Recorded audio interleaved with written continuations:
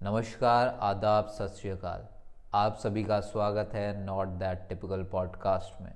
इस पॉडकास्ट में हम अनजान विलुप्त होती हस्तियों से मिलेंगे और चर्चा करेंगे, अनकही अनसुनी चर्चा। तो आज के हमारे मेहमान हैं शेर की दुम। माफ़ी चाहूँगा, आप अपना परिचय खुद दें, क्योंकि हमें रिसर्च के दौरान आपके नाम के अलावा कुछ भी बताने लायक नहीं मिला।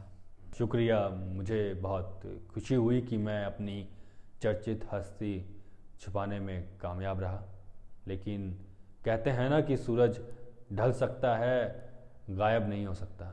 आप जाने दीजिए, मैं ही आपका इंट्रो देता हूँ। तो आज हमारे साथ मौजूद हैं शेर की दुम। शेर की दुम, डाकू शेर की दुम। डाकू। जी हाँ, डाकू शेर की दुम। आपको कभी अपने नाम से ऐतराज़ नहीं हुआ?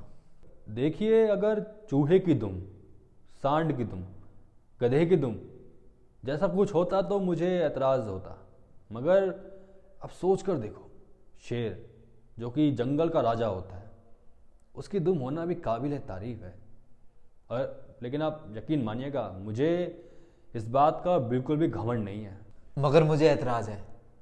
इतनी आशावादी सोच रखने वाले आप डाकू शब्द क्यों लगाते हैं अपने नाम से पहले? इसे समझने के लिए आपको मेरी माँ की शादी में चलना पड़ेगा। आपकी माँ दोबारा शादी कर रही हैं? आपने अपनी दाढ़ी से भी बदतर सवाल किया है मुझसे। माफ़ कीजिए, आप बता रहे थे आपकी माँ की। मेरी माँ की क्यों, आपकी माँ की, सबकी माँ की शादी होती है। बहरहाल मैं ये कह रहा था कि ये मसला मेरी माँ की शादी से जुड़ा हुआ है। कौन सा मसला? मेरी माँ का मसला। नहीं, ये डाकू का मसला। ये डाकू शब्द मेरी माँ अपने साथ दहेज में लाई थी। ये हमारे नाना की आखिरी ख्वाहिश थी। मतलब आप डाकू बिरादरी से ताल्लुकात रखते हैं? जी नहीं, हम डाकू शब्द से ताल्लुकात रखते हैं। खैर छोड़िए, आप ये बताइए, आपके लिए ज़िंदगी की क्या परिभाषा है? जिंदगी क्या है?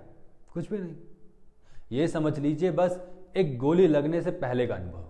आपकी बातों से लग रहा है आपने कई बंदूकें चलाई हैं। जी नहीं, हमने तो तलवारें चलाई हैं, बंदूकें होती ही नहीं थी तब। आप जबान के बहुत कच्चे हैं डाकू शेर की दुम। अभी तो आपने कहा कि एक गोली लगने से पहले का अनुभव, मौत, जिंदगी। गोली लगने से पहले ही तो कह सकता हूँ ये बात। गोली लगने के बाद तो क्या मैं, क्या आप। तो फिर आपके लिए मौत की क्या परिभाषा है? मौत की वही एक गोली लगने के बाद का अनुभव। माफ़ करिए आपका समय खराब करने के लिए।